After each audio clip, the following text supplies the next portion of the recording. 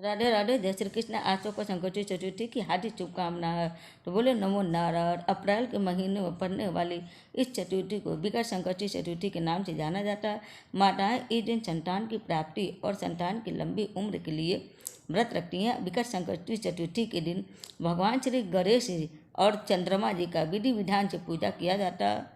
चतुर्थी तिथि कब शुरू हो रही है, कब खत्म हो रही है? चतुर्थी तिथि का प्रारंभ 27 अप्रैल को सुबह 8:17 पर और उसकी समाप्ति हो जा रही है 28 अप्रैल को सुबह 8:21 पर। 27 अप्रैल को सुबह 8 बजे से शुरू हो जाएगी और 28 अप्रैल को 8:21 पर समाप्त हो जाएगी चतुर्थी तिथि। तो इस साल गणेश संकटी चतुर्थी का व्रत 27 अप्रैल को ही रखा जा रहा है, क्योंकि चंद्रोदय का महत्व ज़्यादा होता है संकष्टी चतुर्थी में।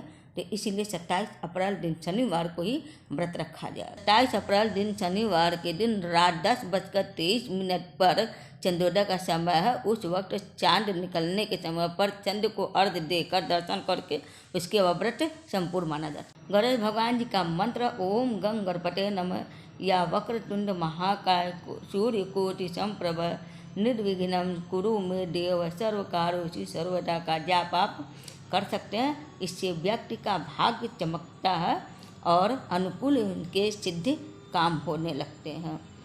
इस दिन गणपति जी का अथर्वशीष का पाठ करना भी बहुत लाभ देगा आप सबको। संकष्टी चतुर्थी व्रत कथा। एक बार माँ पार्वती ने भगवान गणेश जी से पूछा कि वैशाख माह के किस पक्ष की आने वाली संकष्टी चतुर्थी को किस नाम से जाना जाता है? इस चतुर्थी में तुम्हारे कौन से स्वरूप का पूजन किया जाता है, इसका क्या विधान है और उस दिन भोजन में क्या ग्रहण करना चाहिए? गणेश जी ने बड़ी विनम्रता से उत्तर दिया। गणेश जी ने कहा, हे माता, आपने बड़ा उत्तम प्रश्न पूछा है। वैशाख माह के कृष्ण पक्ष की आने वाली संकष्टी चतुर्थी को विकट संकष्टी चतुर्थी के नाम से जाना जाता है। इस चतुर्थी पर मेरे विकट स्वरूप की पूजा की जाती है तथा व्रत के पश्चात रात्र में कमल गट्टे का हलवा भोज के स्वरूप में ग्रहण किया जाता है। माते, द्वापर युग में राजा युधिष्ठिर ने भी यही प्रश्न भगवान श्री कृष्ण जी पूछा था और उत्तर में जो भगवान श्री कृष्ण जी ने कहा था वही मैं अपने शब्दों में आपसे कह रहा हूँ, अतः आप इसे ध्यानपूर्वक से सुनिएगा। भगवान श्री कृष्ण जी ने कहा, हे राजन, इस कल्याणकारी व्रत का जिस किसी ने अनुष्ठान किया है और इस व्रत को करने से जिस पूरे फल की प्राप्ति होती है वही मैं तुम्हें एक कथा के माध्यम से सुना रहा हूँ, अतः तुम इसे अब ध्यानपूर्वक से सुनना। प्राचीन काल में रतिदेव नामक एक परम प्रतापी राजा हुए थे। जैसे अग्नि तीर को जलाकर राख कर देती है, वैसे ही वे अपने शत्रुओं को विनाश कर देते थे और इनकी मित्रता यम, कुबेर और इंद्रादी देवता से थी। उन्हीं के राज्य में धर्मकेतु नामक एक श्रेष्ठ ब्राह्मण रहा करता था। उनकी 2 पत्नियां थीं। उनमें से एक का नाम सुशीला और दूसरी का नाम चंचला था। सुशीला शुरू से ही धर्म काज में अग्रसर थी और नित्य कोई न कोई व्रत अनुष्ठान किया करती थी। व्रत के फलतः उसका शरीर दिन प्रतिदिन दुर्बल होता जा रहा था। उसके बिल्कुल विपरीत चंचला का मन धर्म काज में कभी नहीं लगता था और वे कोई व्रत और उपवास नहीं किया करती थी। वह हर पल पेट भर के भोजन किया करती थी। कुछ समय पश्चात दोनों ने गर्भ धारण किया और सुशीला को सुंदर लक्षणों वाली एक कन्या प्राप्ति और वहीं चंचला को पुत्र रत्न की प्राप्ति हुई। पुत्र रत्न की प्राप्ति होने पर चंचला अभिमान और उसके सर चढ़ कर बोलने लगी। वे अब बारंबार सुशीला को ताना मारने लगी थी, अरे सुशीला, तूने अपने जीवन भर में कितने व्रत उपवास किए और अपने शरीर को दुर्बल बना डाला है और बदले में तुझे क्या मिला? एक कृष्णकाय कन्या। यहाँ मुझे देख, मैं भी कोई उपवास नहीं करती, कोई व्रत नहीं रखती, चक्कर में नहीं पड़ती और हमेशा भर पेट भोजन करती। इसी तरह से हिष्ट पुष्ट मेरा लड़का भी हुआ है।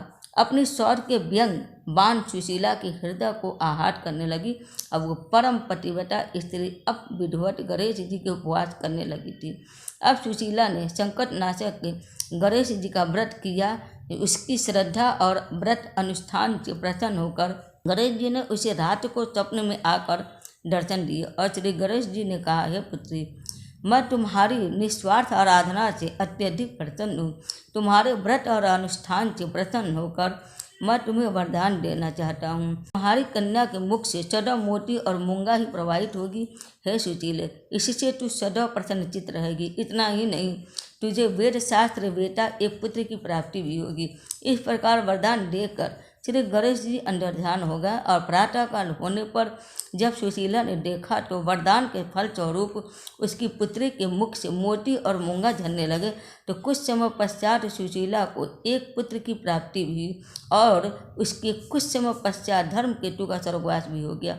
अपने पति की मृत्यु के पश्चात चंचला घर का सारा धन समेट कर दूसरे नए घर जाकर रहने लगी और वहाँ सुशीला पति गृह में रहकर अपने पुत्र और पुत्री का भरण पोषण करने लगी थी।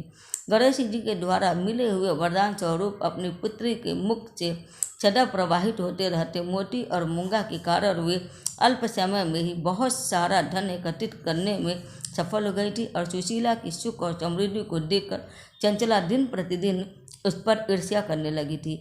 उसी ईर्ष्या के चलते ही एक दिन हत्या करने के मन में चंचला ने सुशीला की पुत्री को कुएं में धकेल दिया और उस कुएं में प्रभु श्री गणेश जी ने उसकी रक्षा की और उसे यह सकुशल अपनी माता के पास वापस पहुंचा दिया।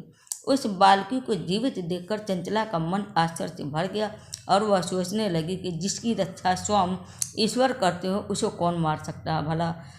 उधर सुशीला अपनी पुत्री को पुनः सकुशल पाकर बहुत प्रसन्न हुई और कहने लगी, यह सब भगवान श्री गणेश जी की ही लीला है। उन्होंने ही तुझे जीवन दान दिया है। अनाथों के नाथ हैं श्री गणेश जी। वहाँ चंचला सब सुन रही थी। अपनी कर्मों से ग्लानि की अनुभूति पाकर वो तुरंत जाकर सुशीला के चरणों पर गिरकर नतमस्तक हो गई और उसे देख सुशीला के आश्चर्य का ठिकाना नहीं रहा। चंचला अपने कर्मों को माफ़ी मांगते हुए कहने लगी, हे बहन सुशीले, मैंने अपने जीवन में बहुत कुकर्म किए हैं। मैंने आपका बहुत अहित और अपमान किया। आप मेरे इन अपराधों को क्षमा कीजिए। आप दयावती हैं। आपने ही अपने सत्कर्मों द्वारा दोनों कुलों का उद्धार किया है। जिनके रक्षक स्वयं भगवान होते हैं उनके इंसान भला क्या बिगाड़ सकते हैं। जो लोग संतों और सत्पुरुषों में सदा दोष देखा करते हैं वे स्वतः ही अपनी करने के फल स्वरूप नाश को प्राप्त होते हैं।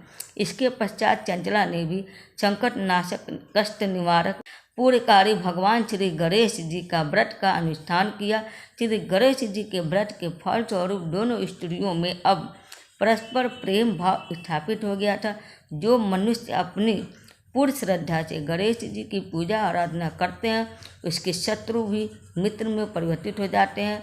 यहाँ सुशीला द्वारा किए गए संकट नाशक श्री गणेश जी के व्रत अनुष्ठान से चंचला का हृदय परिवर्तन हुआ था। भगवान श्री हरि कृष्ण जी कहते हैं, हे धर्मराज, आप भी विधि विधान से इस संकट नाशक कष्ट निवारक श्री गणेश जी का व्रत का अनुष्ठान करें। इसके चलते आपको अष्ट सिद्धियों एवं 9 निधियों की प्राप्ति होगी। हे कुंती नंदन, आप इस व्रत का अनुष्ठान अपनी माता धर्मपत्नी सभी भ्राताओं के साथ कीजिए। इस व्रत के पूर्ण प्रभाव से आपको पुनः आपके राज्य की प्राप्ति कुछ ही समय में हो जाएगी। श्री गणेश जी माता पार्वती जी कहते हैं कि हे माते, मैंने पूर्व काल का सारा वृत्तांत आपको सुना दिया। इस युग में भी इस व्रत से श्रेष्ठ और कोई विघ्न विनाशक व्रत नहीं है। कथा संपूर्ण हुआ। भगवान आप सबके ऊपर अपनी कृपा दृष्टि बना रहे हैं, हम सबके ऊपर भी। तो बोलिए गणेश भगवान जी की जय।